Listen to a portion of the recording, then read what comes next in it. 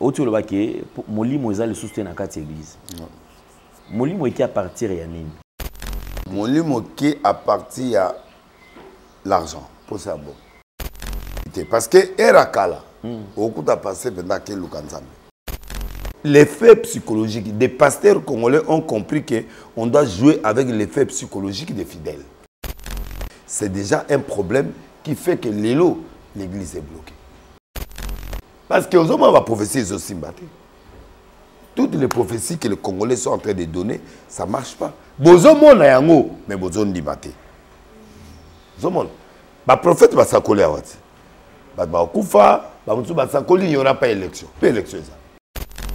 Dieu ne se répand pas. Il y a des gens qui ont la spécialité. Deuxièmement, au Congo, il y a trop d'imitations. Délile c'est mon taille là c'est ma prophétie. Pour mingi bazongelinga pour balobake yem ta BBC génération. Maintenant ba confondre ministère prophétique na don prophétique. Il y a une confusion entre la parole de révélation, la parole de connaissance qui est différent de la prophétie. Un apôtre peut avoir une parole de connaissance, mais pas la prophétie. Il peut avoir une parole de révélation, pas la prophétie. Parce que c'est un apôtre. Un apôtre, déjà, c'est un ministre. Donc, il faut différencier dont il y a prophétie, dans le ministère prophétique. Dont il y a révélation, dans la prophétie. Laurent Dalo, par exemple, est un apôtre. Il peut avoir une parole de connaissance. Mais en dehors de paroles, il faut qu'il y ait quelqu'un qui a le don de discernement. Il y a discerner dont on a il y a lobby pour expliquer temps dans l'espace. Si vous avez au PC, au PC, au confirmer le retour au PC, vous avez un autre. Et tant que vous avez un si vous avez date, parce que l'élection est scellée. Il faut pas koufa lelo. Donc, il faut pas koufa avant minuit. 10 0 tout. Il faut koufa. Paralysie, faut abima. Lelo avant minuit. Il n'y a plus rien. Donc, tout ce que tu as dit pendant tout ce temps est faux. Parce que le prophète Tatou, l'élection est aux il faut dire la vérité. Ce que tu vas dire, c'est quoi? C'est-à-dire que les gens ne prophétisent pas. Les gens, monsieur Sobayokak, banalisent. Maintenant, quand vous parlez, et le peuple écoute, c'est pourquoi la un jour, tous les gens là qui prétendent des prophètes et tout ça, arrivera un moment,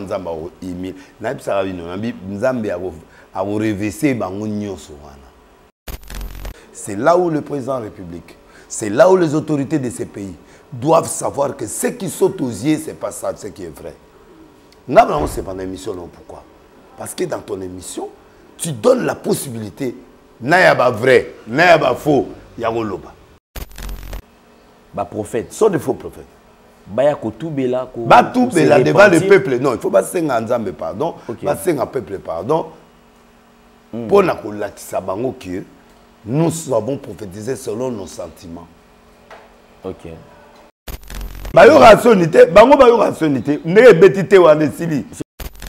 Tous les prophètes qui ont prophétisé du mensonge, peuple, à partir du 21, pardon à peuple congolais, na prophétie na mina lokuta élection kozalate, bato beba okufa, bato babosa non, non, non.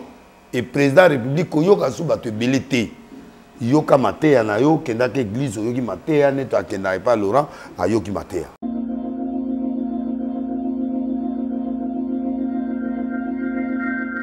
Je ne suis pas politicien. Je sais que ce que je dis va choquer beaucoup de gens. Je ne suis ni de l'IDPS, ni je ne le serai jamais. Je suis prophète de Dieu et des nations. Pour le Congo, je ne stopperai de parler. J'ai été agressé, vous le savez. Je présente maintenant un danger parce que je dénonce, je dévoile tout le plan de l'ennemi. J'ai dit dernièrement, il n'y aura pas élection en 2023. Je sais que ce que je dis, c'est controverse, mais j'assume ce que je dis pour l'intérêt du Congo. Moi, je dis ce que je vois. Nous voyons aujourd'hui Mais moi, je suis déjà 10 ans plus tard. Je suis à 7 ans plus tard. J'entends sélection, sélection. Je vois comme une course. Et je vois 4 coureurs principaux. Et je vois un qui tombe à quelques secondes du début de la course et placé dans un cercueil. Et un autre qui tombe qui est placé sur une chaise roulante. Ainsi dit l'Éternel. Avant les échéances électorales l'année prochaine, retenez ces jours et ces signes. Il y aura un grand deuil dans ces nations. Un grand candidat. Dieu va les retirer. Et un autre, il sera sur une chaise roulante. Parce que Dieu l'a décidé.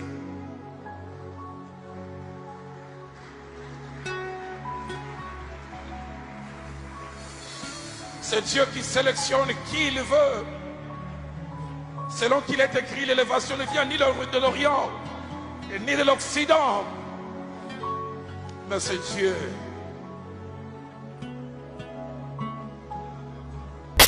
Mes frères et sœurs, le Seigneur m'a dit, le temps est arrivé où il y aura la restauration ici au Congo, dans ces pays. Je vais vous dire une chose. Pendant que nous sommes en train d'envisager les élections là, Dieu ne voit pas les élections. Dieu va vous surprendre. Il y aura un petit glissement. Un petit glissement va se manifester. Et après, il y aura élection. Je vis quelqu'un d'autre qui n'a pas un parcours politique, mais devenir président de la République démocratique du Congo. Dieu m'avait dit, dans le début de cette année, il m'avait dit qu'il y aura un peu de tractation dans notre pays, mais la paix va toujours régner. Mais je reviens pour la 3e ou 4e fois. Je le dis parce que je suis prophète. Je ne le dis pas pour déranger un processus en cours. Je dis parce que le monde spirituel dirige le monde physique. Je répète ce que j'ai vu. J'ai vu que le processus est allé normal. Et un peu avant les élections, quelque chose s'est passé. On a reporté les élections. J'ai vu encore ici à Kinshasa, il n'y a pas eu élection. Déjà, je me répète, je sais, ce n'est pas ce que je veux, mais c'est ce que j'ai vu. J'ai vu qu'il n'y a pas eu élection. Je vis que le président a tenté de réunir tout le monde, c'est-à-dire tous les présidents, tous les candidats présidents et tout le monde pour chercher à trouver un moyen pour sécuriser d'abord le pays. Mais cette réunion est qu'ébientée. Mais quant aux élections en décembre, ngai na lukia mona butu. Na tuni nzambe na ndoto. Na tuni na moi. Na suis réponse. Na moni élection té. Donc na ko lo bango té bolinga té na ko prophète alokuta. Na moni yango té. Au contraire, nazomona mama na désordre côté na mboko avant janvier 2024. Batu babundi, batu bazoki. Et ça très capital parce qu'il y a tout le monde aujourd'hui qui attend les élections, qui attendent que le 20 décembre il y ait une élection. Mais nos pensées ne sont pas les pensées de Dieu. Papa Alain, il y a des choses que Dieu nous avait montrées, que les élections, pour Nzambe, n'engeza arrêté na kata préséance na kata conseil il n'y aura pas élection na 2023. Il me dit, l'Esprit de Dieu m'a dit, Roland, prends rendez-vous. L'actuel président va-t-il rester après 2023? Seul Dieu sait. S'il a un deuxième mandat, peut-être qu'il ira jusqu'à 2028.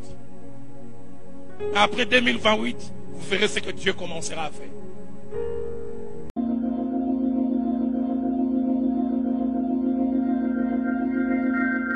Vérité et réalité, votre magazine qui vous informe, qui vous forme. C'est vrai que nous avons un divertissement, bien que cela soit très modéré. Bienvenue, mesdames et messieurs, vous nous suivez partout à travers le monde. Nous sommes en train d'émettre à partir de la ville-province de Kinshasa. Et comme vous le savez, si vous n'êtes pas encore abonné, allez vous abonner rapidement d'ailleurs. Et cela s'est fait gratuitement. Carrément, suivez-nous également sur Nouvelle Tendance Télévision Web et sur Nouvelle Tendance FM, notre radio. Alors, nous allons aborder le tout premier point, c'est la fondation Ndele au cœur de la nation, ainsi que l'orphelinat Famille du Cœur Christ Rédempteur. À travers cette opération, vous êtes sensible aux cris de détresse. Vous avez besoin de soutenir les orphelins, le veuve, le démuni. Je crois que Dieu va certainement vous intéresser, surtout que nous sommes en train de préparer déjà cette période de festivité. Chaque le 25 décembre, le 1er janvier, chaque famille prépare quand même une petite fête. Et également, nous prenons soin de nos enfants parce que c'est comme ça, c'est là et des coutumes. Alors, pensons aussi à ces orphelins qui n'ont point de parents et qui n'ont personne pour les soutenir. Et tout celui qui posera l'acte, je pense qu'il y aura une mention spéciale de bénédiction. Alors, nous allons parler plus en images et on se retrouve juste après. Bonjour, bonjour. Je m'appelle Mardoché Kassoumou. Je reste à l'orphelinat de papa Alain Ndele. Nous PC merci, nous remercie nous sommes biso na mon côté ma pesi biso bilamba ya bonne année puis na Noël te PC merci biso nous sommes ensemble. PC merci.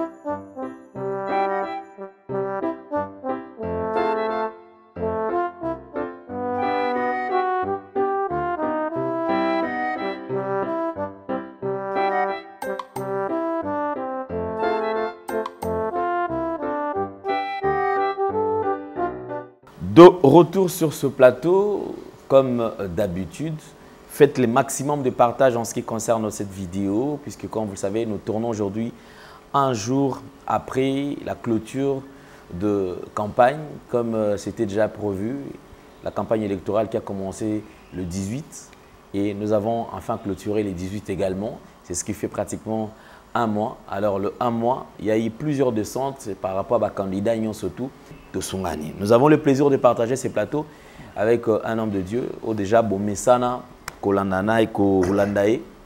C'est un ami de vérité, un ami Ozali, Azalaka, Nasonité à Kolobamaka Mususu, Batuakoka Kolobate.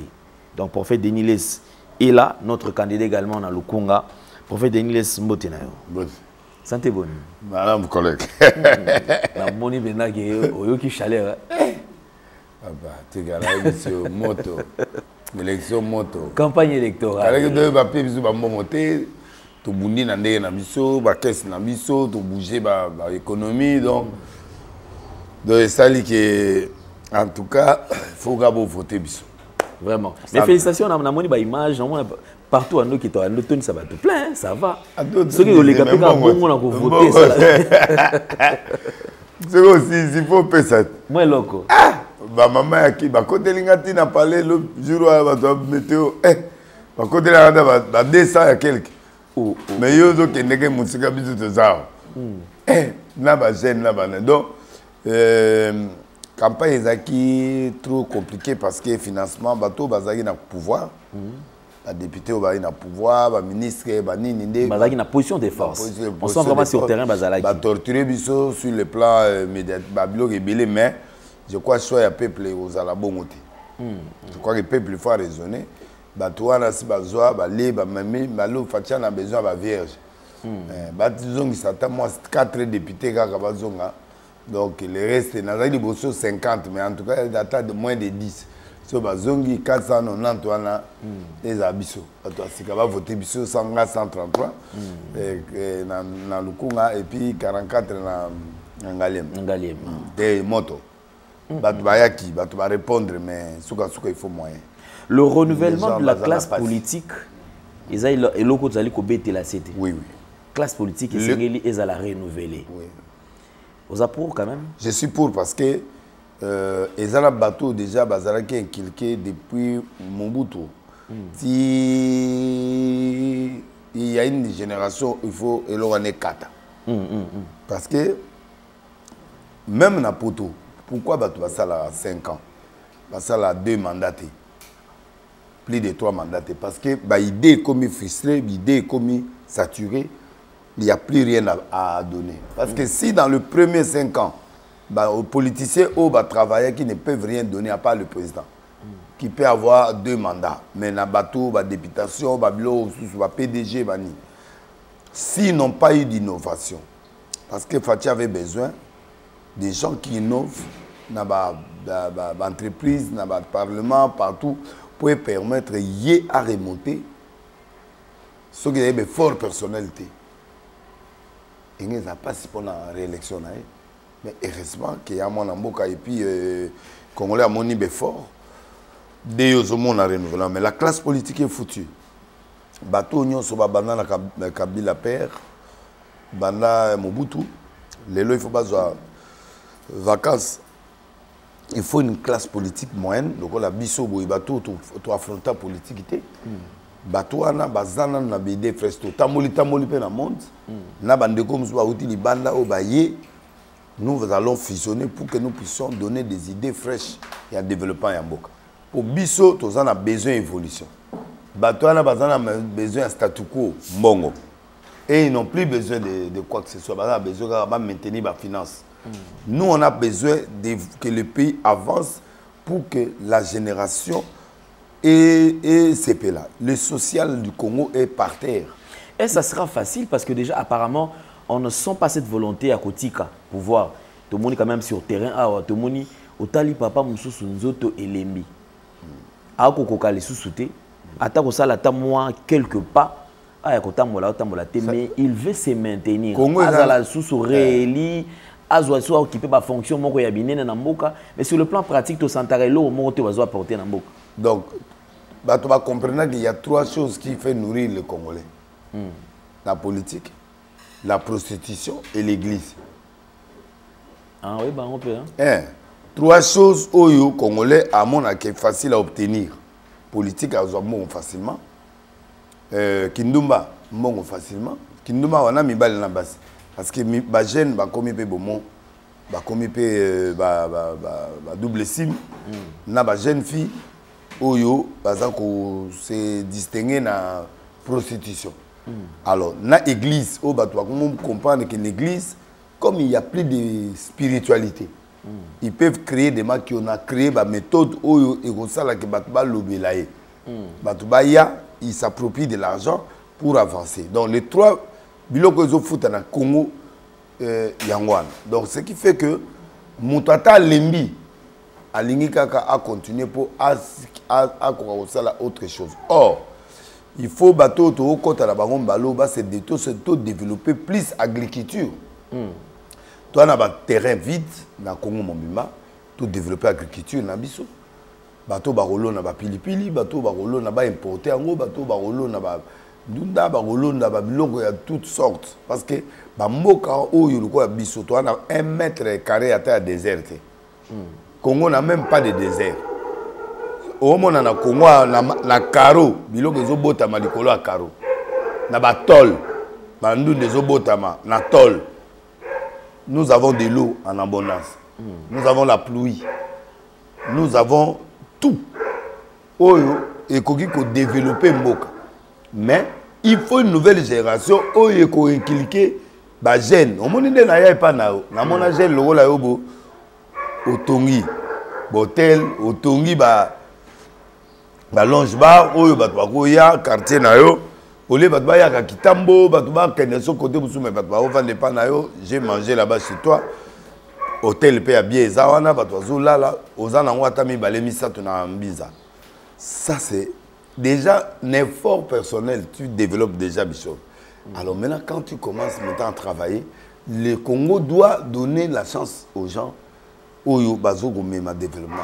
Mais bato wana mususu wana ba idée comme inspiré et Katani.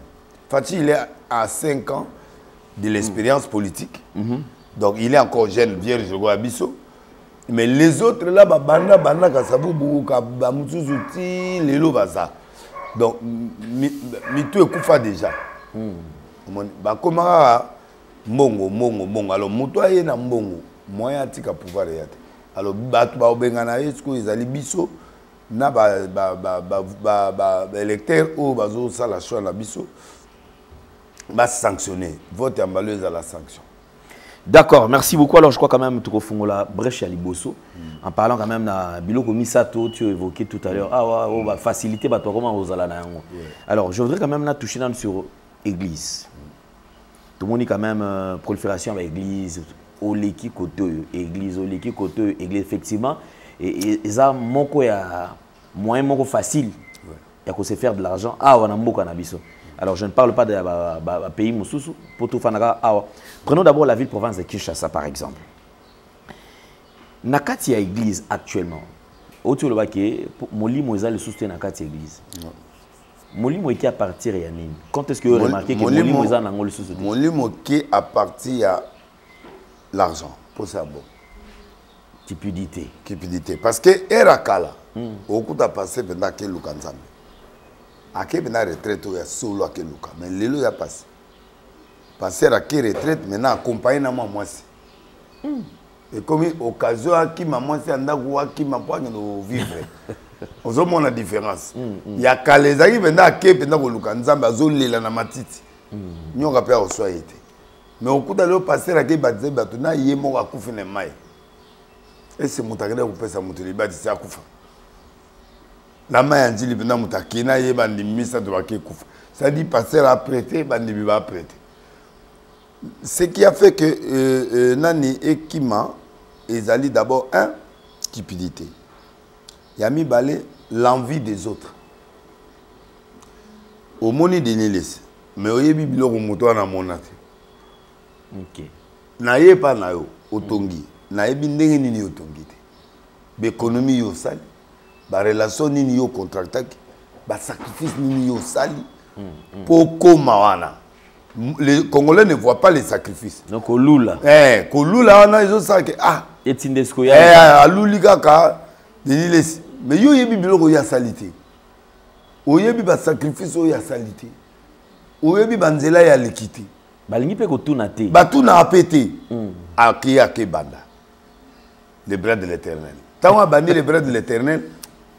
Ataliti abibo facilement pour nous kosa et maman nzambe ya facile parce que na Congo Bible là on facile mutu po ateya problème ezali ba yebi que Congolais alingi miracle mais alingi prophétie alingi miracle deux faiblesse ba Congolais parce que to wuti na bonkoko ya bonganga Congolais hasard rituel to ande bona ba Camerounais to ande do Afrique presque bombima to lingi rituel trop. Moi, logo ezana sel liboko po kende. Moi, logo ezana loketo moi singa. Lelo l'église va mo pia ba fi ba singa. Oh. Mo yo raté ba dadi. Ba passer dadi ka. OK, ba dadi. Ba dadi ka. Ba coopérate. Ba ngo siko ayebi ke fi mo azo kende ko bima na boîte na buto ya bi pap dadi na za libanais mo vraiment na lingo tambisa ngai mutu. Dadi mutakomo dadi siko mutakomo sakisi. Wana ya prière te. Et comme Kolamba, puis va utiliser le verset biblique. Vous savez, va utiliser le verset. C'est comme un PC, un psaume, mais si psaume, tu veux pas que les gens soient bima. Oui. Hein, papa? On a pas catholique. On a bima catholique, on va travailler plus sur un psaume. Et il y a un réveil. Vous savez, c'est comme bango, c'est comme bayebi kende ozo kende wana zo mafuta longola bilamba pakolo mafuta nan azana nous yé moko na pasteur azana kinduma na mzoto mutu na ezana nous bien té parce que azoki ne sukola ka basi abato asukole esili après apakoli yo mafuta moi c'est bato yo sukola yo pakoli su mafuta bazotongola na ba litupo ya wana bongo yo yebite mo mango yo ndre ozo yeba otende T'es ça lokuta asukoli ye mai esili ben du Seigneur soit asili ben du Seigneur asimbi simbi ba break abasi tout ça à se consoler après à au pakola mafuta huile sacrée au Israël ozo ko pas après ça on combo ya opesa asisi wana alati de oyo où ils allaient attirance immédiate doit créer ba mayaka wana ba couleur nyos oyo $100 ou 200 ou 400 oyo ezali so eza loketo mobile ya ko résister a créer les yango ba biloko siko azote ya sur Jésus te ba accessoire des opesembo déjà aux ana 10 filles ba somi da mayaka 250 on combien 2500 mais la mo occupé offrande te et puis biloko yango père mo boy esimbaka donc ala di loketo pe akei tawazo bina wana mondela lelie a récupérer pe baké moi 3000 de jeu hasard kaka mais parce que y a que na foi OK y a que na foi que prophète appelle singa eloko ande na okenda na danser déjà qui danser za na mutu na ye il a déjà na seule expérience na bisa ko na Lumbashi non on appelle ça garçon mocré na tse sucre na bisa qui se outi Belgique grand frère za na aner aza conseiller président donc ndenge zana so meli qui so biki na PC cré na sucre papa atoka na ndenga jeté deuxième jour a ilinga bino eloko outi makasi qui soit Belgique on appelle ça on appelle sur deuxième jour on appelle troisième abiki siko erreur na salaki siko to bimi na eta to bimi 4e jour na osola na ela bimasa oui parce que na comprendre que mino yo ofongoli susu na fongoli il fallait tika conscience na kokate na bomba la bise oui bien on appelle ça que va venir créer ça au moment à réciter 3 jours après à réciter malade des ongles. Oh là là. C'est-à-dire que nduma la tiazo kena bi kena na singa loketo eza mystique. Donc mundele tout na okutana ya olelanga. Déjà na mutu na ezanke. Nde omona ba docteur bazalaka balata ba pembe. Tant azo traiter yo, aza pembe alati ba biloko azo tshona na motema. Psychologiquement mutu to azo trembler bi ka la liboso docteur. Pesa makila bendi oba tshelo na motema, atshebo ya beti bo ya tshebo ya komi. Yo zo la ndene azo koma nino zo banga. L'effet psychologique des pasteurs congolais ont compris qu'on doit jouer avec l'effet psychologique des fidèles. Okay. Parce qu'il en a besoin. Tant qu'il y a qui a moni monde landimie. Or na kata kinduma tant que latino bien aux bien déjà ba olingote. Tant ba lingier. Mais ma yaganyo soit nesili. Ba bedi baninga na bango iso. Allez, groupe il y a 20 musu basali. Oui. Et comme habitude 100 personnes, 200 au monde église plein. Mais ba fio ba église wana ba yena bango Jésus te. Ba on ba yo za biloko ba kene na butu ba comité pas ba cause. On se comprend. Si le pasteur a comprendre que faiblesse ya bana ba sur ezambongo na mibali. Alors babando bakisa nombre ba prière na ba cérémonie. Akoyoka so na ko sokola te parce que ayebi ke kuna sala mutakala. Bongo sukupo sokolema ya la problème. On se mona. On a dit vraiment merci. Na moni ko pesimi na otindi le mois 200 na tout ça atindi aza 10 mpesa aza ba 200 fois 10 mpesa na 2000 à côté ça qui 2500 na pourquoi lobi na tonga zu 200 il est dans les 4500 il est facile bino mususu boye na bino église wana Jésus est ici Jésus est ici alléluia après accrément que na naïba tu bazo koya église moi avec les nemo boye ya lokuta zo balisa miso po ba komo lakisa batu ndenga o balisa miso manque ne comme école oui. Et comme ba l'action ndenga au boité ba l'action ndenga au balusa miso et comme a pembe donc c'est toute une école na moni kuté na mtumo azoteka prophétie na bumbu oui $200 toute une école et puis ba huile mozo uta Lumbashi zo yana ba croix ezai kala na catholique ya ba croix za ba croix na kati boye comme yawa so ba tekeli yango ba tshelo na miso na munongo bani ko bikola omoni siko esprit on est côté une église. Alors, comme il va commerçant. Et Mouton commerce, pour lui, Jésus n'est plus important. Il a utilisé Jésus comme l'animal. Comme Jésus a kalabomaka sous biété, mais Jésus a kalabato, a kalabakufara. Mais apparemment, moi qui est comme une école. école penza ya formation penza oyi aussi formation ya manki na oki aussi formation idéologie après ba jeune pasteur ba obima ba osa biloko maintenant ba victime za banani ba tata eza ba maman j'ai vu un groupe de garçons ba yaki komonanga ba kepa mukonzi moko to ba kome pa mukonzi wana ba zui fille moko wuti na malweka a mukusa mwindo lokola likala ana mino ga misato awa balibe gotie proteste po asali la bango anet pigme awa siko fi wana bafuta ke $200 ou 300 siko fi wana soki bakepa mukonzi wana babi yo makambo ne kufa kama mone sima te babombiye na sima ya ndako bakopere na bagarde bafuti bagarde 5 po bainvestisaka afuti garde 500 garde akotisiye bakevandise na mulili l'état va écouter na mukonzi na ba osana et papa vraiment ozo matasu na fonction te parce que esprit mo na ndako azo kanga mwana mwasi mo ba kunda ba azawa na ndako tout ça bon ici abaka abeti moi ki tsaka ndenge na zako sala kala ba akopia on la ndenge mabe wana ko bongaka après ba sololi ba pelisi mwinda MC pelisa mwinda babando boire ba mai ba huile ba nini ti azo ya kuna ba pelisi mwinda boy pa ko fiyo na zo saneta zoya abimi lokola elima sikoyo afongola mino sikoyo ba moni mino misa tuka papa na ba nimba ngona tango akoto ba kangio non c'est fini j'ai vu ça suffit j'ai vu lero ya zo mona wana fongola lié porte déjà ba soda déjà porte ouverteake. Moi, comme un sous-coin, qu'est-ce que je dois faire? On doit chasser. Donc, on tourne la moitié qui est dans le parc, on a esprit, effectivement. La minute, on a 100 000. Premier tranche, il faut tout l'ongolayer. Deuxième, mon résistance. Tout mekime, il faut descendre. Pour mon sacrifice, à l'hôpital, tout ce qui est ça va vivre. Alors, je suis étiqueté offrande de 100 000.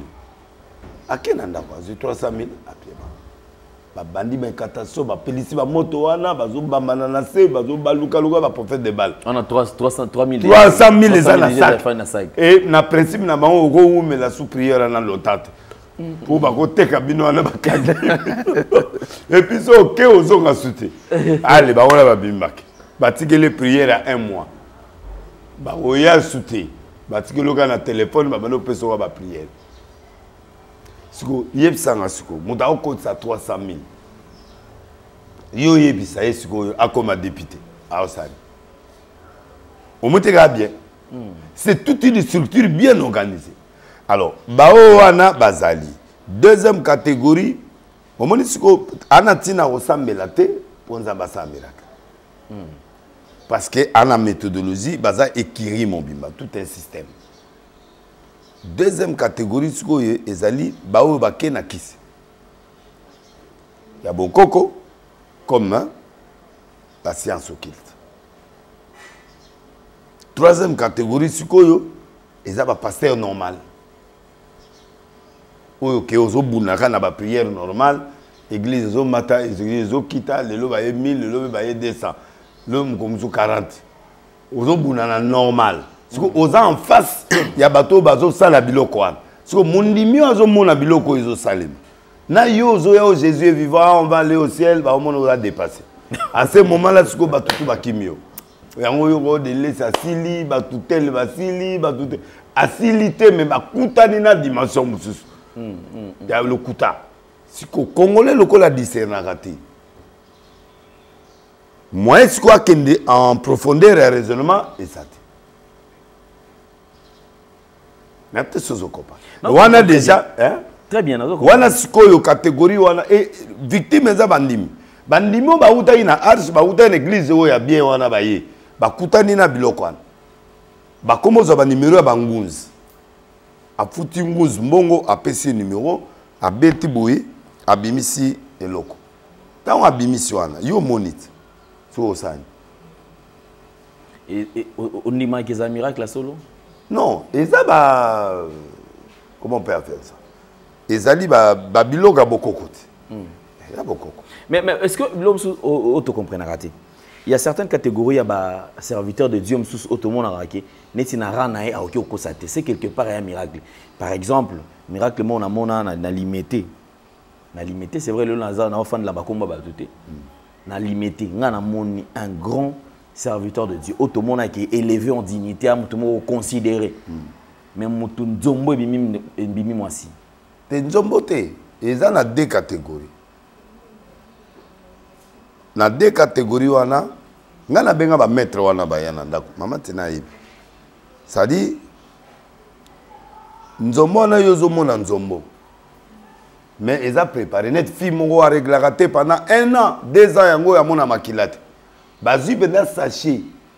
Baken hôpital. Batuni groupe sanguin na ye AB. Baken poche de sang. Basomi bena AB. Po ba yebi ke bako kanga bango sur place. Mais bazui sachet bakotie na partie intime. Ana sachet na ye. Na angasa la cérémonie na ye. A bengi maman moko azao asali 3 ans mona makilate yaka ayeli boso bo kangeli puta l'état ga bazo kangeli puta déjà toboli ye déjà toboli makila sachet na tsa tanga sa toboli siko makila o ezawa na ibane okitati na nzoto tina makolo même si on peut pas voir à côté likolo mais balongole quand même nani atika la tala moi parti mon boy bat ba mon makila bato Seigneur merci ou Jesus de bato anglais bato français voilà daddy oh daddy Seigneur oh mon Dieu alléluia parce que bato esprit faible maman m'a utaye Dubaï 10 car à que c'est 10 car 10 car il y a 5 000 derrière 50 000 là les awat. C'est que pasteur déjà dans le contrôle parce que au moment où le pasteur est belé la manque na basande ceux qui m'ont dimaye ba protocole ba oyamba yo bazu comment na yo na dossier non na ba problème yo za na quand ils ont dans l'église bazu ba comment na adresse na yo biloko na numéro de téléphone quand aussi les sayo que vendre bi numéro ko di bureau OK ba numéro wana nde yango nde ko ya na prophétie on va mettre ça là A1 ça doit être information que papier wana za dia na bureau. Il y a une prophétie. Pasteur a bloqué en déjà dans la route de la tout le temps donc quand maman nièce moi ça numéro 082 367 ça dit numéro là il y a qui derrière la protocole il est déjà bloqué en déjà à do pesa ngo bon pesa sur numéro donc dans pesa déjà il y a benga maman maman Joséphine oui abandonné dans chiffre à soka 5 4 azoya à l'envers oui numéro nangayo Seigneur parce que il ne peut pas imaginer que numéro va surtout qu'il y a solo là qui n'a été protocole ana ba papier koto aza ba papier za maboko ayebi ka pe qu'il tende ba kutana pasteur bongo sikoyo ya ko bloquer ba numéro nyonso ako bet ba komi na capacité mongo papa so kindokiso ako bloquer 15 30 numéros a beti yango. Ah, daddy. Tant on s'il ça bando lela. Allez si la bibo qui peut me donner maman tellement. Ou d'ailleurs Dubaï ou un conteneur mais conteneur na yo ana isa foutu. Liwe isa na kati. Parce que na bakaro ana karo mo yo kufa nango isa na kati. Photo longo la moko. Alors nazo prier au teka ni tout kana nyoso o 40% ya mbongo ya kana. Et si le moko tia on dit ma wa vanda wana na bio. Qui va donner 5 000? Tout va télé. Papa, yo moni makila. Ngola bimi. Bangola musuba ni makati kota. Donc tu as mis risque. Azobate que eza d'abord eza corps étranger. Nous avons déjà na minute. Ako soyo. Siko yo siko nous avons ndimi poko tsa on nzoto. Tu peux évandika na quelque part là. Tant que yazo prier siko nzomona siko azo tabazo kitsa nzomona yumo zo kitsa ontile bokanga kyango et puis ebimi calmement tant que kwena si olali na seka ya lali po yeba opese mbongo $300 au moins azana une semaine ya rolia et puis bandimi wana ba koma na mona moko miracle mo ya bandal na moni pe na pas prophète mon peine na monika ye wana na limité koto aza paralytique koto abota raté kuna za avec ozomona tant on attend liba image petit moi tinga image vie ozomona image on ngabe omoni moi moi singa bien omoni pas prophète tel na ipene omoni bukumo même moko za na liboko maman moko ba maman baza ba koma penda ba maman international bango ba spécialiste à makio na moni peut-être pas grand prophète mona ipene et sili na moni na bandal pona bato oza ni dété na ba vie ya série wala ba obeta makio kuna bima ya avec na limité abimi paralytique likola chaise roulante makolo penda do baoye kola penda ba aussi ma penda likolo yo sa penda ba suye penda donc akangi penda mutem ba beti anesthésie donc bazo tche penda anesthésie na makolo penda ba beti a suyo penda lino boye penda rien a bouger kututé anesthésie za makolo ça dit ce sont des gens qui ont changé les techniques quand les arguments qui na ordinaire ce que comme makina na ndenge mutanga toto na ndenga za osa ozomona akozwa mutu ozwi mutu l'hôpital apesi kisi ya koma abeti koma ya 1 heure motema ezobeta sute bazwi mwana wana bapesi beza $5,000 na famille wana bafuti mpe bapleurese mpo bakomi na kina bato mo balelaka na bamatanga bwe eza wa euti bacameroun bacôte d'ivoire eufuti bo seigneur mwana kufi je sais comment tu peux pas bakotie na ambulance ye aza na GD par exemple basala campagne na GD ntango bino bozoya na ambulance wana soki nini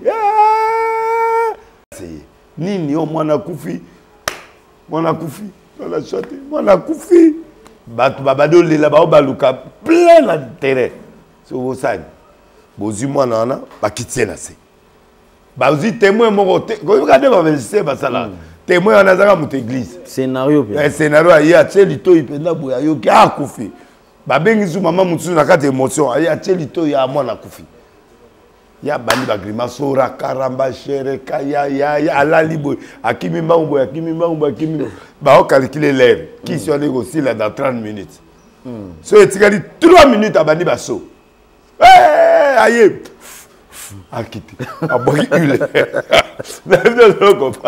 mwana azolamuka na komai papa aire wana tozali na million na ndako etikala moto asekwi et puis ana cadre de décès bilongo tout bien préparé manque une école il faut investir investir mbongo na yabi kino 5 mais na lobi bino boza 5,000 oboye lelo bomoni liseko so na bena 1000 wa 5,000 na oza combien naza de la salle naza baza en contrôle déjà que maman na boye oyo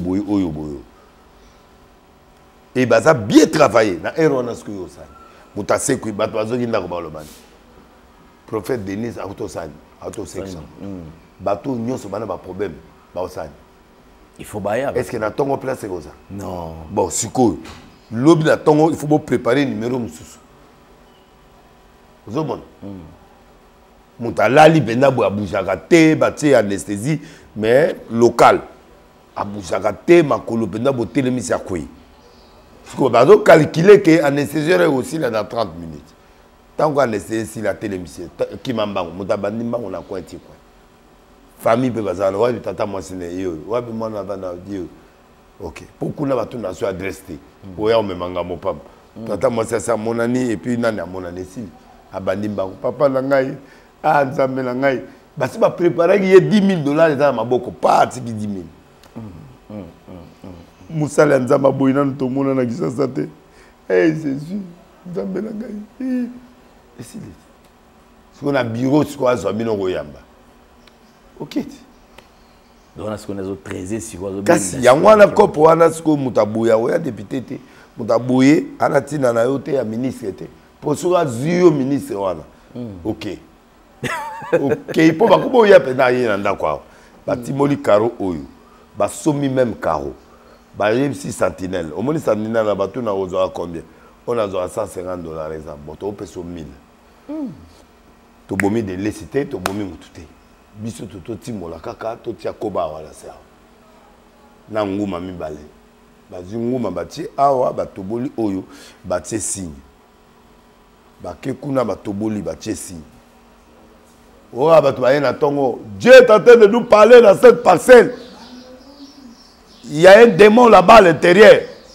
Bon, Bonjour, Excellence, bonjour. Esprit en Zambie, on a autant de l'accent à Bakundo, Biloko, Bababoma. What? Aïe, tiens. Timola. À Robana, on a place moi le Kouta. Timolé, le gars, habité à Wate. On a senti esprit les obés, on a un téléphone à Ochapo. Dans la rayon prophétique. Aïe, tiens. Aïe, ici. Koba. Ah! Koba, Osan. Baye, le bossa. Non, papa, quoi. Excellence invité. Non. Oh non, camion na oignon sur les amabé. Prenez. Faites l'acte de cession. Sortez avec ça. Chauffeur, donnez les clés. Ici, mon côté dans le salon. Ma bête ici, ma bête dans mon monde. Tout ma soukoulon dans mon bilon, parce qu'il faut renouveler là. Et si les natons à question va quitter les cigarettes, on va c'est ça qui fait que les loyaux montent la facilité, moi, à l'Oukanza me paie, et ça c'est un. Deuxièmement, à Bengami Nzambé.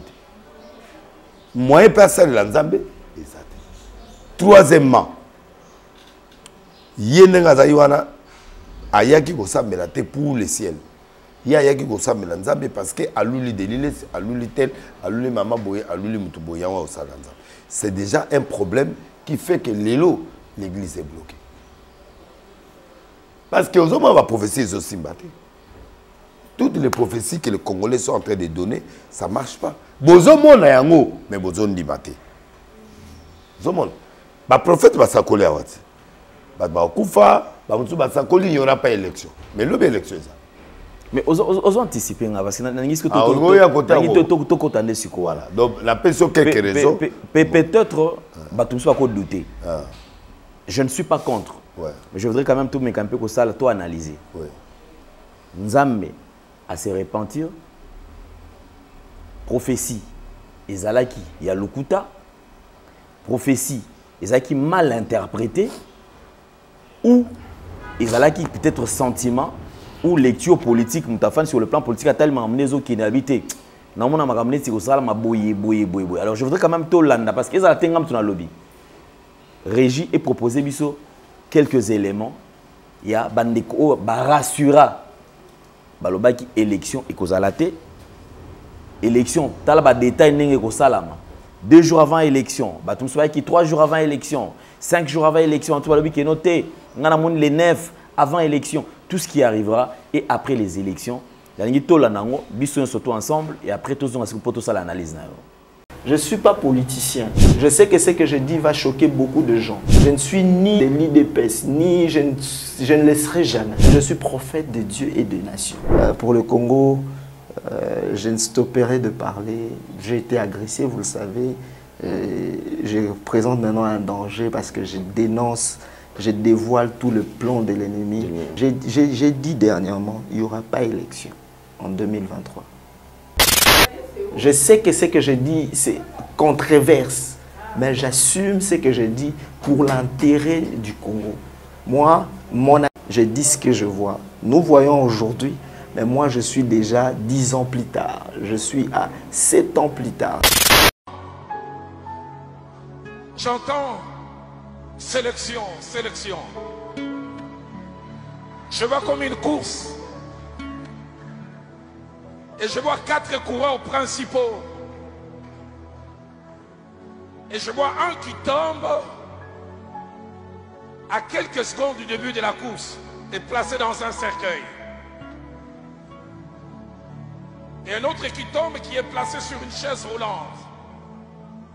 Ainsi dit l'Éternel.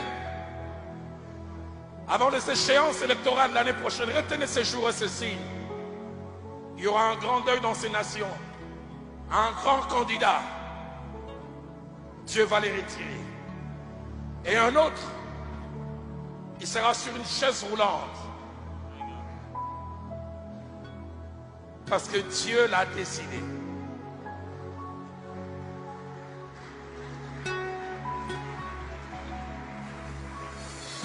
C'est Dieu qui sélectionne qui il veut. Selon qu'il est écrit, l'élévation ne vient ni de l'Orient, ni de l'Occident, mais c'est Dieu.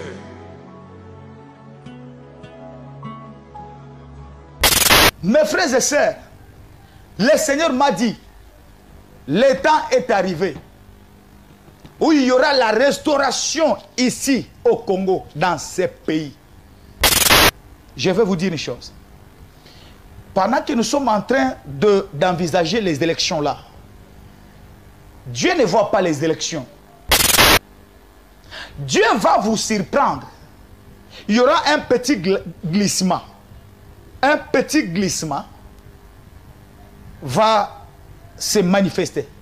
Et après, il y aura élection.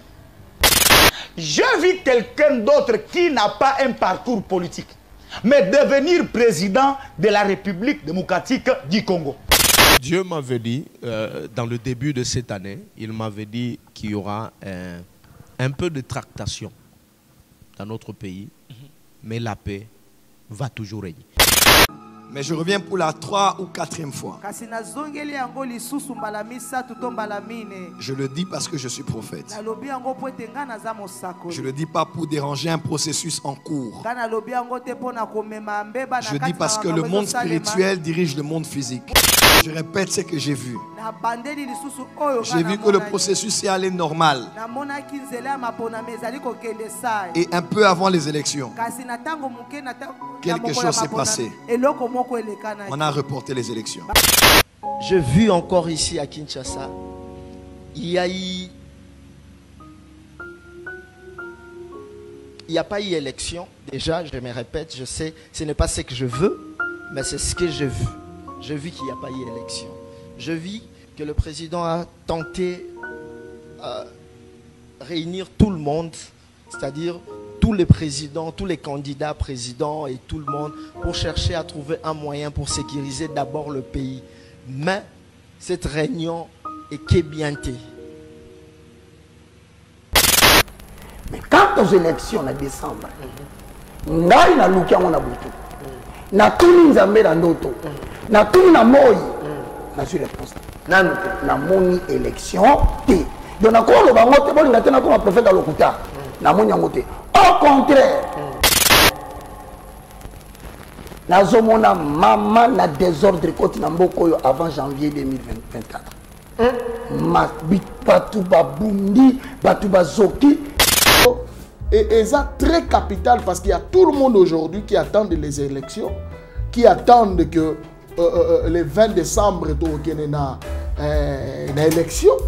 Mais nos pensées ne sont pas les pensées de Dieu. Papa Alain, il y a des choses que Dieu nous avait montrées, que les élections, pour Nzambe, n'engezamba arrêté na kata préséance na ye, na kata conseil na il n'y aura pas élection na 2023. Il me dit, l'Esprit de Dieu m'a dit, Roland, prends rendez-vous. L'actuel président va-t-il rester après 2023? Seul Dieu sait. S'il a un deuxième mandat, peut-être qu'il ira jusqu'à 2028. Après 2028, vous verrez ce que Dieu commencera à faire. Voilà, nous sommes de retour sur ce plateau. Je crois que tout de suite en Hollande, Bissognon surtout. Le prophète Denis Les. Enfin, dernier virage pour la élection. Parce que le lobby na tongo, Seni a rassuré Batouké, Batouignon surtout Bakende. Tout le monde est déploiement déjà avec qui te va dire qu'on Kende, na katia ba centre. Or, et belé batika la kaka na idée on a mutu qui élection et kozalate. Pourquoi? Parce que les hommes de Dieu ont parlé de la part de Dieu. Yo pe ozali moko ya basali na Nzambe. Ozape na expérience. Analyse inoko sala na makambo o union surtout na ba image, to ba prophétie union surtout o tozui avant élection. Nana sakola qui y aura élection, mais si au cas où il y a des petits problèmes, on peut avoir un petit léger glissement. Mais sauf que ce qui la CENI est décidé à le faire au salon. L'élection sera faite, tout ça. Batu va poser une question. Au fait, Dieu ne se répand pas. Et là, il y a des gens au bazar, médecins dentistes. Mon salaire n'est qu'à Mino. Il y a des gens qui sont médecins généralistes. Il y a des gens qui sont pour la matoi, bazolo, on a une spécialité naïe. Oui. Il y a des gens oyo à la spécialité naïe. Deuxièmement, au Congo, il y a trop d'imitations. Parce que moto amemi oyo pasteur moto na ba problème trop délilesi moto ayela biso mamba ba prophétie pour mingi bazongeli ngai po baloba ke ye moto abebisi génération ah oyo e comme la moi je viens dans une école wana na utaki bakanga ngai elama na miso batie bato liboso il faut ça l'effort à oyeba bato wana autant vient n'est pas mort biso dit d'école wana oh il faut ça l'effort oyeba qui est devant toi quel est le nom de la personne et Dieu doit te parler. Première condition, la sainteté.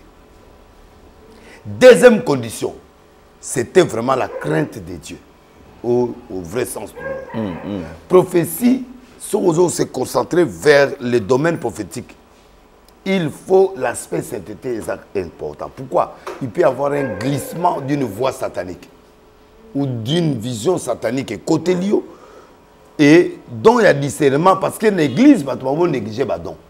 Il y a quelqu'un qui a le don du discernement. Ça dit il y a discerné ce qu'on a expliqué. À l'un il a donné, à l'autre. Maintenant, il va confondre ministère prophétique et don prophétique. Il va confondre dans une émission où il faut expliquer les dons de révélation, don na parole de connaissance.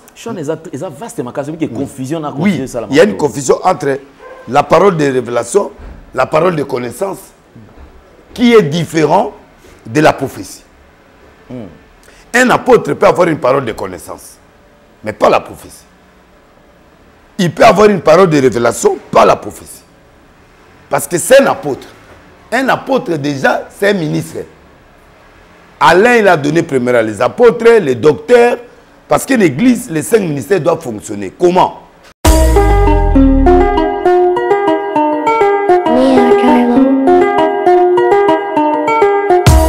Congolais et Congolaises, habitants du monde entier, dans l'optique de vouloir vous offrir un cadre de vie sain, paisible et sécurisé, Toronto City VIP de Maluku met en vente des terrains de 20 mètres carrés à bon prix.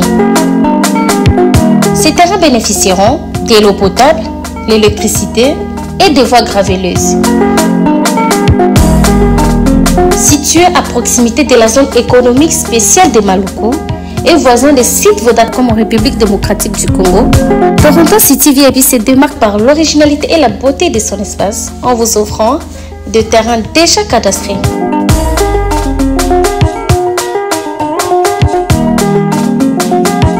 Biso Toronto City VIP de Maluku. Toza nolo ya zone économique pene ya cité Vodacom. Toza awana ba parcelle ya 20 mètres carrés na talo malamu.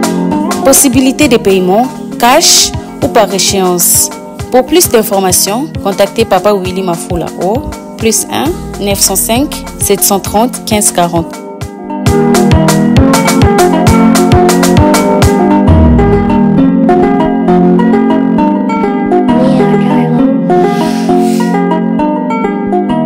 Offre limitée dans la mesure du stock disponible. Donc il faut différencier dont il y a prophétie, dans le ministère prophétique. Dont il y a révélation, dans la prophétie. La parole de connaissance. La parole de connaissance. Un autre ministre peut avoir un don. Ministre, à cause d'un don, il y a parole de connaissance, à cause d'un don, il y a. Au cause d'un ministre, mais on a un don moko. Mais tu ne peux pas toi-même être au même moment mais apôtre aux gens don à prophétie. Parce que don à prophétie, ce que c'est logo yozo lobaba, toi zo yebi logo yozo, na yo moko yebi mamozo lobate. Surtout tout nio, montant na don à prophétie a bandi ko prophétiser. Soko tout nié, mamoto loba, awe bangote. Ok. Awe bangote, awe bate, awe bate. Bon, comment mon oiseau peut sa prophétie à yebi ango? Maintenant, bazo confondre ministère prophétique, don à prophétie. Parole de connaissance, parole de révélation, n'a pas bloqué. Donc, il faut que bango. Ça, c'est un. 2. Pasteur, il y a spécialité à Moutouti. Laurent Dalo, par exemple, Asa apôtre. Il peut avoir une parole de connaissance. Mais en dehors de parole, il faut qu'il y ait quelqu'un qui a le don de discernement.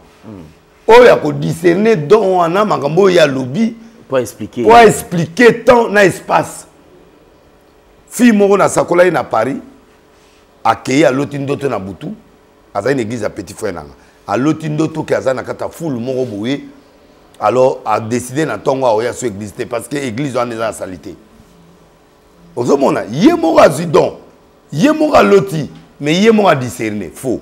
Na tongo sali un mois ya kate. Tant na uti kin na yé na ah, na mona tel sert ya sur église. Oh a mona ndoto mo église o ya lokola foule. Na bengi aye, na mi maman. Oui, que qu'on appelle foule. Foule les a fumier. Avant bilo que se produire, il faut fumier d'abord en likola bandou, bandunda. Pour esanine et pousser. L'église o yo moni obimi on obimi pour rien. Obimi pour rien parce que awanza malaxio ke place yo za eza bien parce que vie no ego sani et au pousser. Et c'est même pas un mois. 34 millions, la société n'a pas prospéré, ah, tu vois, il a eu un problème de rêve, mais lui-même est don de discernement. Qui est né vers quelqu'un qui a le don de discernement, a interprété. Il y a aussi parole de connaissance, tu as vu. Mais maintenant, quelqu'un qui a le don de l'interprétation, il va expliquer que eloko oyo paralysie yo moni wana eza boye boye boye oyo moni akufi eza boye boye po okolo tandoto muta akufi mais akufi te muta ko kufa pe spirituellement sur le plan to akokufa ne longo mo boye et longo mo be ko kufa na dysfonctionnement na bango. OK o moni ngande ba to suba ba désister en faveur ya tel candidat muso a désister en faveur ya tel candidat mais akufi a disparaître. Ozomona ba musu ba koma ba boiter. Boiter c'est-à-dire que fonctionnement na yé comme ça la boiter. Malamuté et puis il y aura c'est-à-dire yo yango moni kala prophétie pesa en église. Pourquoi? Pour ba to adora discernement ba telema pe ba expliquer. Ndeza yi bongo. Siko yo yo o pesi yo moko pesi. O confirmer le retour au pesi. Ba to azu yango. Etant ba zu yango. Siko ba kozela yo ba date parce que élection c'est lelo. Il faut ba kufa lelo. Donc, il faut pas koufa avant minuit. 10 0 tout. Il faut paralysie, il faut abima. L'élo avant minuit. Donc, ce qui est minuit, paralytique avec la prophétie est fausse. Ah ouais. D'office, c'est faux. Ne courra plus. Il n'y a plus rien. Donc, tout ce que tu as dit pendant tout ce temps est faux. Parce que le prophète Tatouba, l'oba élection Gonzalati. Il faut dire la vérité. Mais en tout cas, élection Gonzalati, c'est-à-dire qu'il n'y en a pas. Bon, si on a l'élection, c'est 5 000 toi, les prophètes là, ce que tu vas dire, c'est quoi? C'est-à-dire que les gens ne prophétisent pas. Les gens ne se sont pas yokaka, analyse. Tamsa yoki Pérou, Loire. France 24, Nini, dans quelles conditions on va faire les élections. À Kobisago prophétie. Monsieur Zamakanisi. Moussa Zahina a réunion au Mogo aéroport. Il y a un service. Ah, il y a ici mais Baye Bagite Poka di Malobite que avion Musée Woudi Zimbabwe avion Musée Woudi Bayebite. Avant de gagner. Atikara Batuba Bunan. Biso to courir na yo to keti na suka. Là, on a vu ça parce que Tina Souka. Katagi campagne, maintenant, quand vous parlez, et le peuple écoute, c'est pourquoi la un jour, tous les gens là qui prétendent des prophètes et tout ça, arrivera un moment,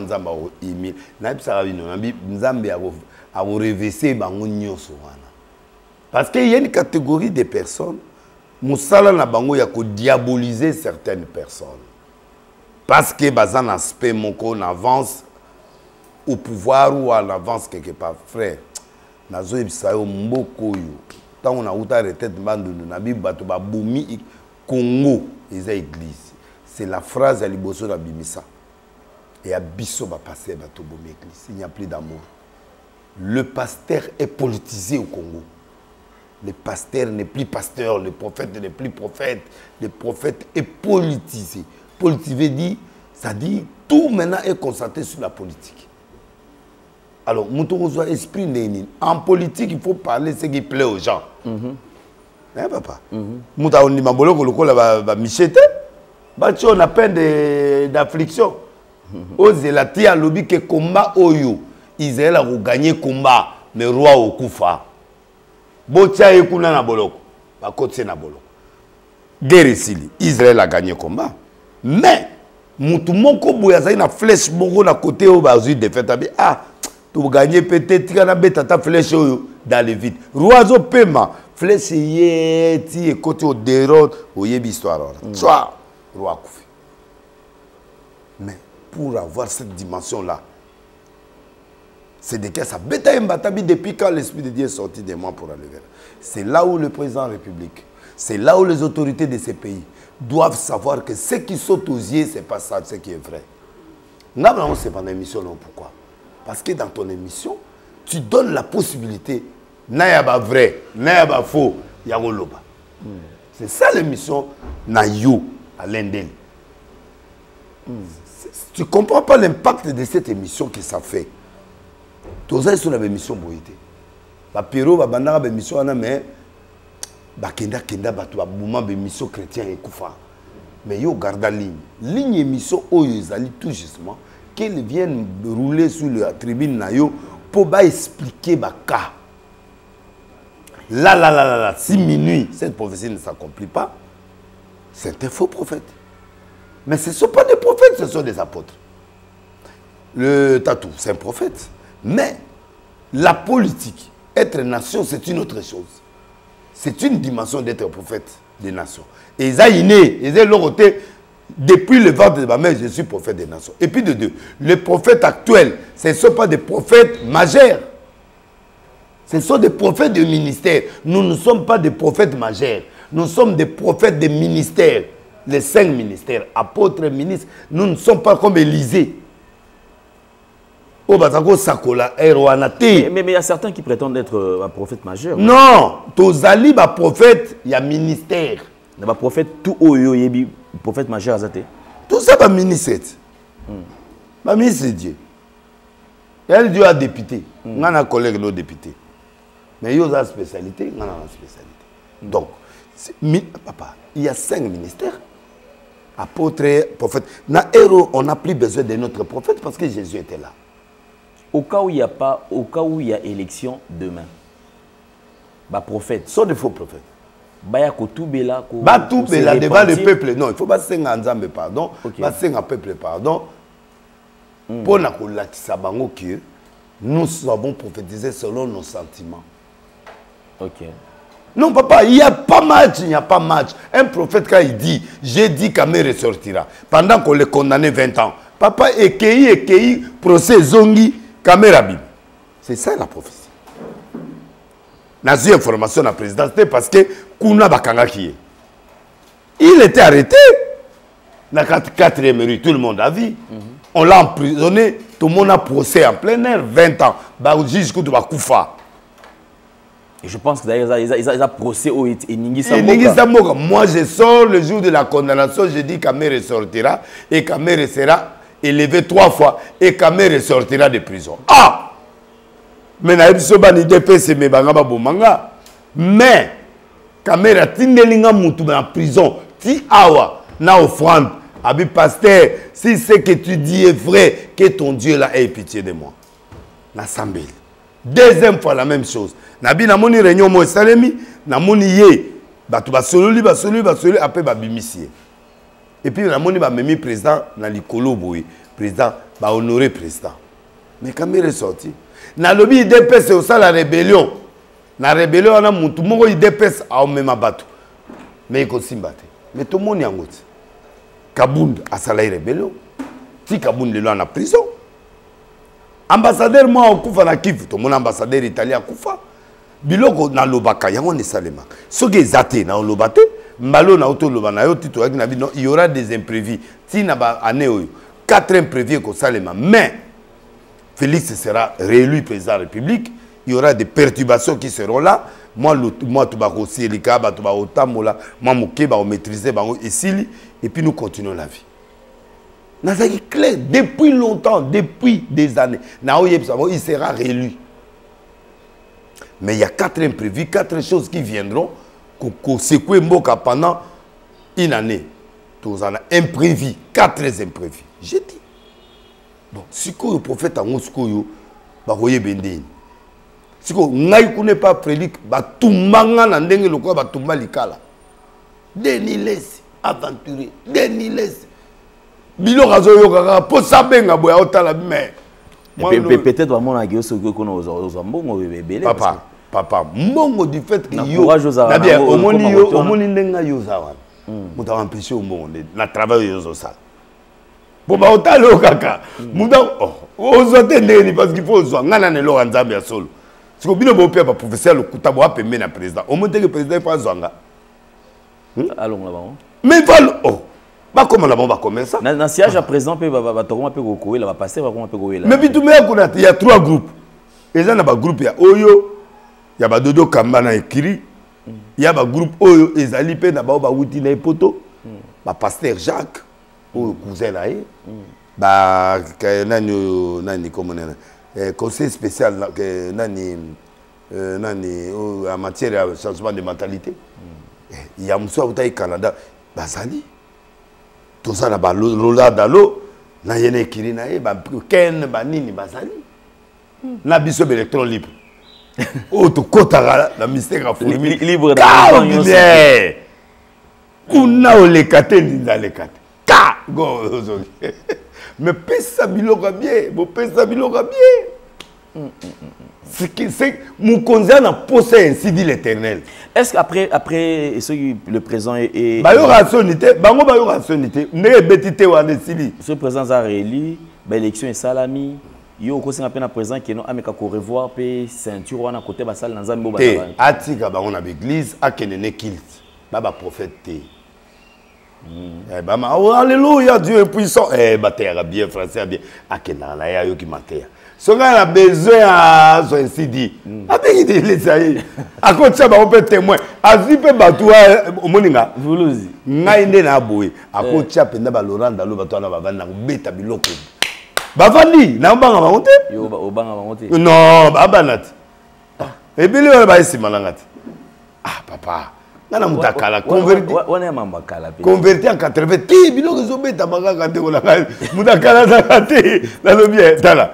Papa, tu es dans le bien. Mais Félicas, ça vous pas l'angat. Félicas, ayebi qui wana mpaka. Ba yebi. Ayaka PM sous consultation. Oui. Pas consulter PO. Non, ayaka vieux to oui, malo to wuti aux États-Unis, to kutana na Chicago, na transit biso na yenze la moto yetiawa. Absako de. To mona vidéo. Et on mona vidéo, to sa vidéo l'avion ngala. Donc ndengeza na to consulter to mona na. Mais Laurent Dalo na mona été. Na ebiete na mona raete na mona na TV. Ba zanga linganga wa linganga te na ebite me abeta anga me mo bilo me na mona na TV. Oh. Na ebiete boynet bitu to la boy na ebiete. Muta mama tina nde akostaka ye ba ni tout ça. Ayebi me nga na ebiete. Boy na ebiete. Ba te bilo na ebango te na mona bango te na TV. Na ebango boyete. Attends un voyage beaucoup tant te. Te nzamba sala ke to kuta ata na couloir te. Te. Tout coup à la couloir avion té long monté. Mais parlons, c'est vrai côté à Basel Nzambe, nous tout à l'heure que au cas où il y a trop de faux prophètes à lobby. Oui. Bazonga pour se repentir papa. Basenga peuple pardonne un mensonge. Le peuple a confiance. Tala. Au monde congolais, soit sali confiance au baby c'est fini. Et l'okezo bomambango, c'est ils ne veulent pas reconnaître la grâce des autres. Papa, nana yo to bebana mais yo zali ki ya madame. To bebana non mais boulot na yo est correct. Moi j'étais appelé pour te dire que ce que tu as fait, c'est très bon. Batu bazo mouna nana en plein feu, mais moi je te reconnais. C'est ça l'honnêteté spirituelle.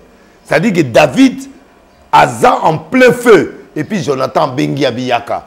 Nana mona ya roi. Nako bobo ma osiko. Nako m'appelle prince. Mais certains peut-être pas banga comme bon appétit. Te yoga, nana venir te. Nana venir te. Yonde roi. Nana obonda papa so nga boma yo nga opeso ba plan. To sa ba alliance. Yo. Si Jonathan Koufa na guerre. Aki na venir te na papa na. Mais hier à lobby il y a personne de la famille de Sana qui je peux faire le bien. Me fait bochette à ya place one.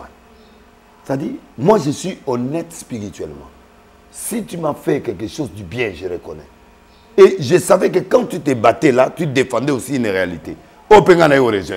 C'est ça, non, mon merci pour la franchise, parce que quand même, oui. Côté, on est à côté, mais c'est ça qui fait la différence entre Bangonanga. Pour moi, je suis franc. Moi, je ne suis pas hypocrite. Moi, je suis franc. Là où j'ai échoué, j'accepte. Mais cette vague, apparemment, est traversée par côté, il y a musique chrétienne. Oui, parce que ce que tu as dit, les lobos, au moment de prédication, au moment de prédication, mais c'est comme un moment de service. Papa, voilà. Banzembo yakala. Yakala. Nzembo comme Mikolo et comme Nango Biloko ya ba. Mais alors que tout le monde va frère baza bazo ba na français na ba. Et comme Nzembo comme album 28 chansons Nzembo moko simbi. To comme mona maman mo Mikolo ndé akomo yemba. Et loko na suki na moni maman mo akomo yemba mo Mikolo Nzembo ndé pesi. Et comme moko soka wuti retraite. Ah c'est Renis aussi. Et c'est mo akomo yemba Mikolo mo Nzembo ndé bato akomo yemba. Ça dit milimo kufa. Ba musicien va comme va commerçant. Oh.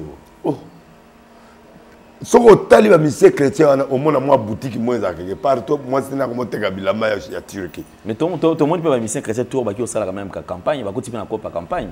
Il va continuer.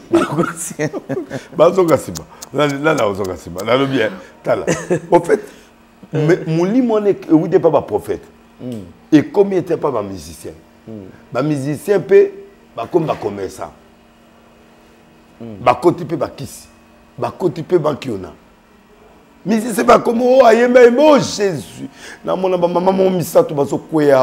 Moko na appendicite. Moko ah papa. Vous êtes musicien, vous comme prophète, ma papa. Kobanda wana ti suka ba l'église. Les Jésus de demain, église de Fongan. Parce que abandi na nzembo on rappelle pour ba toi quoi 3. Congolais pe 2 mois Congo ça va facile à quoi. On dit amenez-les ici. On a chanté. Oh, abadi pe ayo.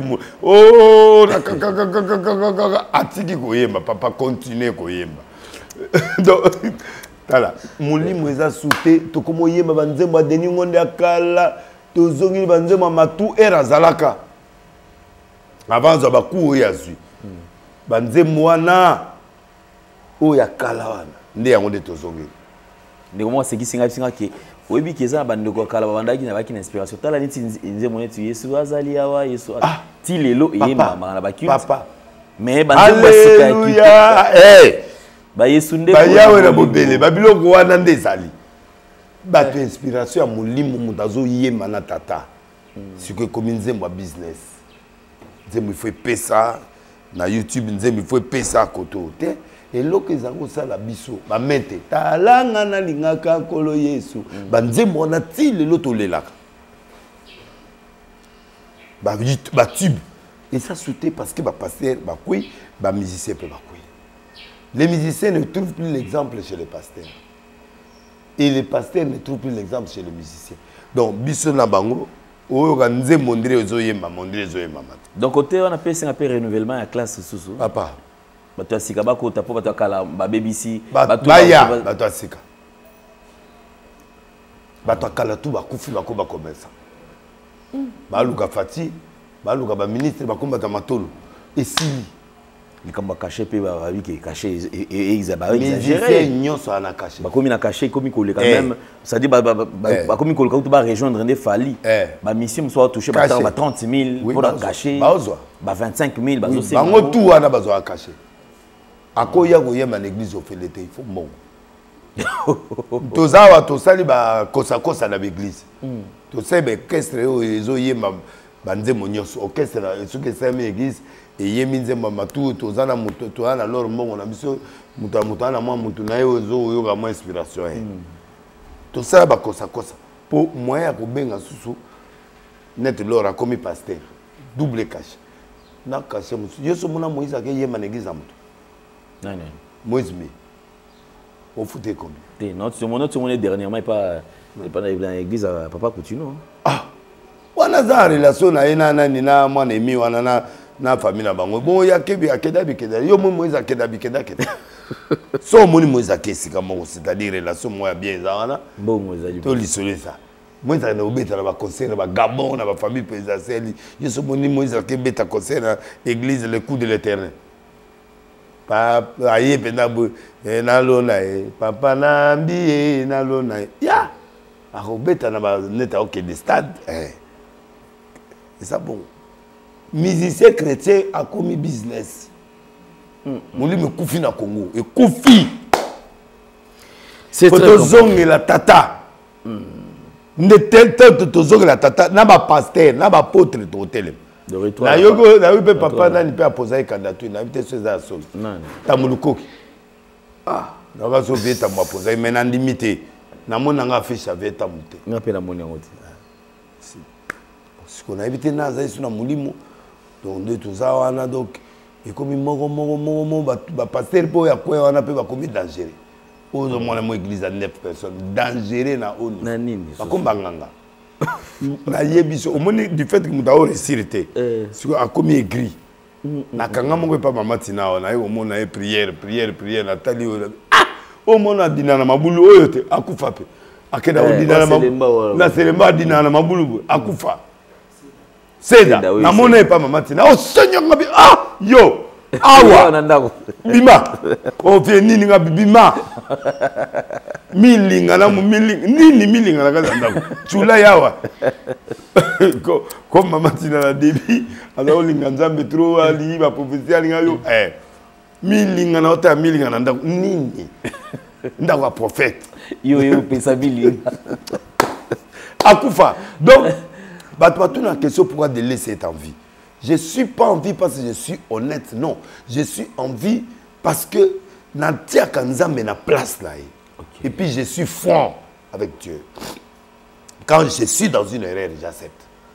Quand je ne suis pas, que l'autre a raison, on peut se raison. C'est pas facile, papa. Na TV na ndima na mission na bi ouais, ma jabu na beta ma jabu na ndima lelo ma jabu nzambe azali.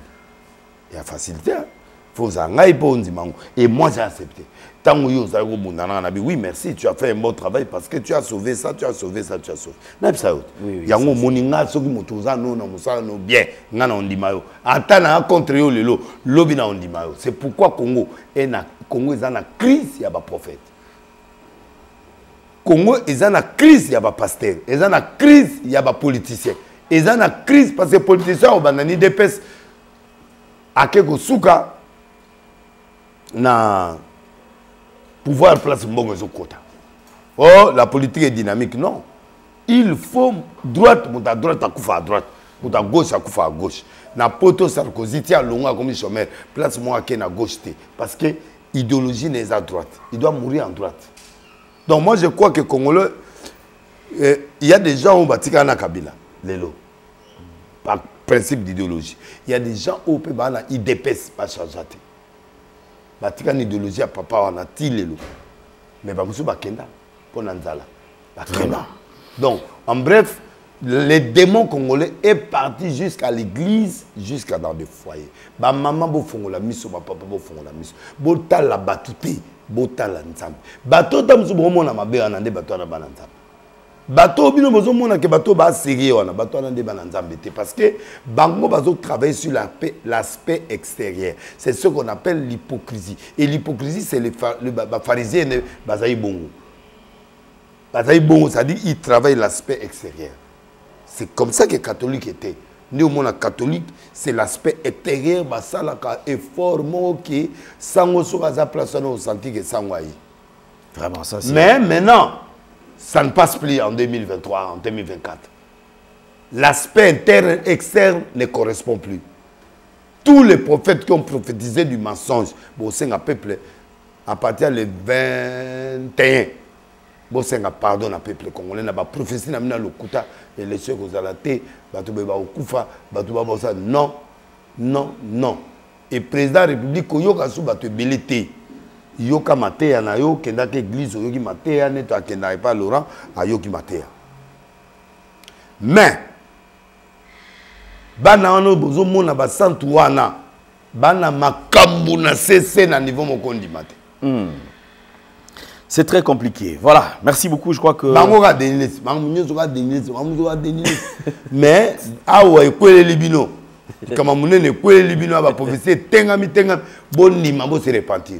il n'y a pas autre chose, on doit se repentir, les gens doivent se repentir. D'accord, merci beaucoup, prophète Denis Lessi. Alors je crois que nous sommes arrivés pratiquement à la fin. Batika division tout autour du chef de l'État. Okay. On a besoin de ce président-là, Félix. On a besoin de lui. On a besoin de lui. Mais s'il y a trop de mensonges tout autour de lui, c'est qu'on vivre dans la température. Vraiment. Tel contre tel, tel contre tel. Tel contre tel, ce que le royaume est divisé. Il va subsister. Vraiment. Merci beaucoup, prophète Denis Lessi. Alors, je crois que c'est par ici que nous mettons un point final. Papa. L'église est déchirée, l'église des réveils est déchirée. D'ailleurs, prochainement, juste après réveils est déchirée, l'élection. L'église a déchiré, après l'élection, tout est déchiré. Voilà. Il n'y a plus rien. Merci beaucoup et bonne chance dans Bandegognon, surtout au postuler, surtout au partager. Va voter Bissot. Bo voter biso eza ko raté na bato akala na senga bo voter muyaya na po ye au moins za soutenir ngai bo voter muyaya bo voter ve molera za moins nécessaire ala la ba pongi ne kuna na parlement bozo ngisangata ye bozo ngisingata muya bozo ata nani Eliezer te nani nani Lukulas Jean-Marie Lukulas. Esili. Nalinga 3 na bazonga les restes bo bundana. Aujourd'hui Eliezer a signé pardon pour na 21 000. Alobi ayeba kité. Eliezer ayebi 21 000 c'est. Ayebi yango na diwaki yango bolimi sanga na oli asute. Ah! Mutaboyole 21 000 que nous zongi ça on a parlement. Que nepoto ndimayo que yo za musato. Papa. Voilà. Batumso na bo voter bango soute bo zota ta biso bato yesika boyo bo meka biso kenenan. Po bato ebele ba kenda parlement bala wana bosu boke batumso ba se ba ke ba zongi susu. Ba musu ba sauter 5 ans oyo ba yeli susu te. Bo voter bango te. Obi Congolais na kanda. Lobika kaka élection et là li ba ko isi papa na uti campagne suka nazo ya. Ata pano na nzela te. Ngana zongi kutu ko banda boulevard na ata pano na ngamba. Ata moko te lo te. Na ndako. Nyoso to balongo. E balongoli. On est pas la kana. Donc balimbi. Donc voilà un peu l'autre rôle. Merci vraiment papa Alain. Na lingi be mission boyeza lebele. Protocole ça makanisi moke telema. Le pays est en danger à cause de l'église qui est par terre. Nous devons sauver le Congo. La patrie nous appartient, mesdames et messieurs. C'est par ici que nous mettons un point final. Si vous avez aimé cette émission, dites merci à Gédéon Loïc qui a la prise de vue, Aza Simabiso et Jordan Panzou. On se retrouve très très prochainement. Nous avons une question.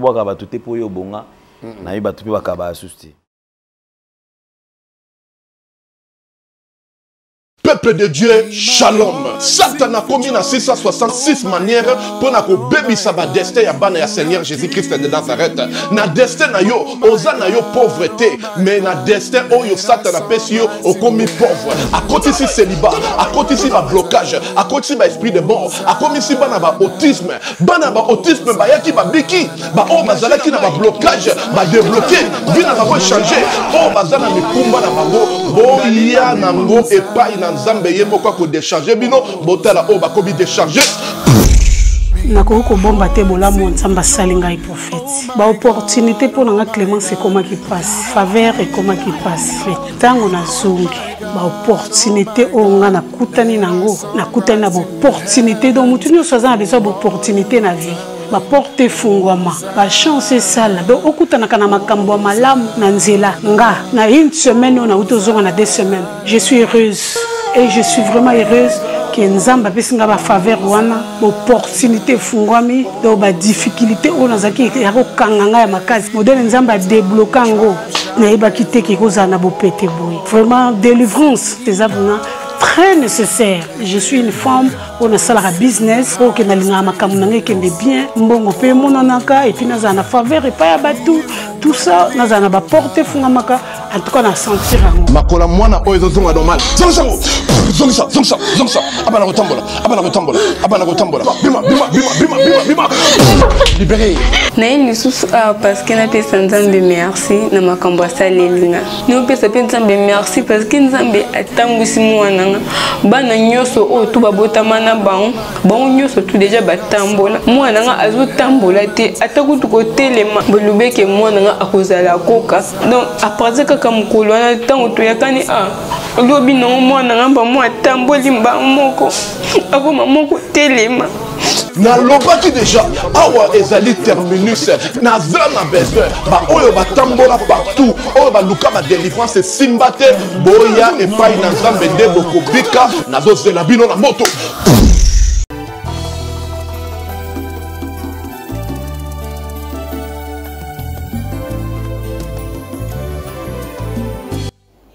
Shalom à tous, c'est la prophétesse Esther Emmanuel. Je vous salue tous au nom de Jésus. Bien-aimés dans le Seigneur, je viens vers vous pour un sujet très important et que aujourd'hui nous sommes dans 1 Jean 3, verset 8.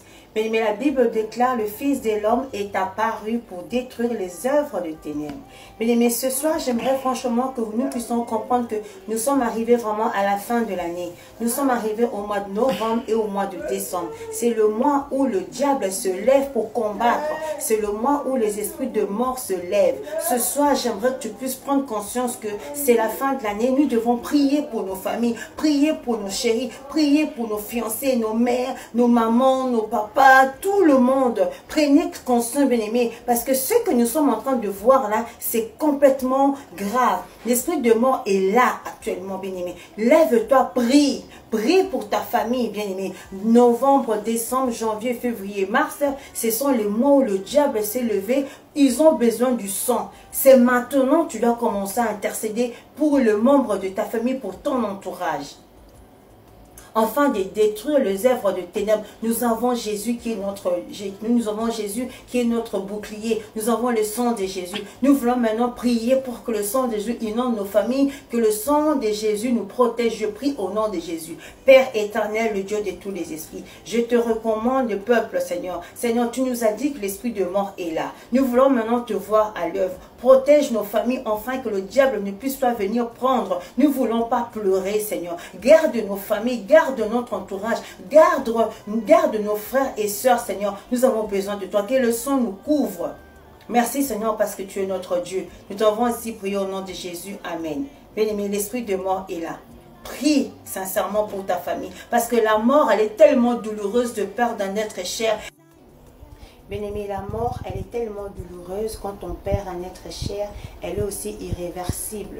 Je sais que le diable est là, il rôde pour détruire le peuple de Dieu. C'est maintenant qu'on doit se lever et prier. Bien-aimé, prions pour nos familles, prie pour tes amis, prie pour ta communauté, prie pour tes frères et sœurs. Nous avons tellement besoin de nos proches. Nous ne voulons pas que le diable puisse venir arracher ce qui est à nous, ce qui nous appartient. Même pour ton pire ennemi, prie pour ton pire ennemi.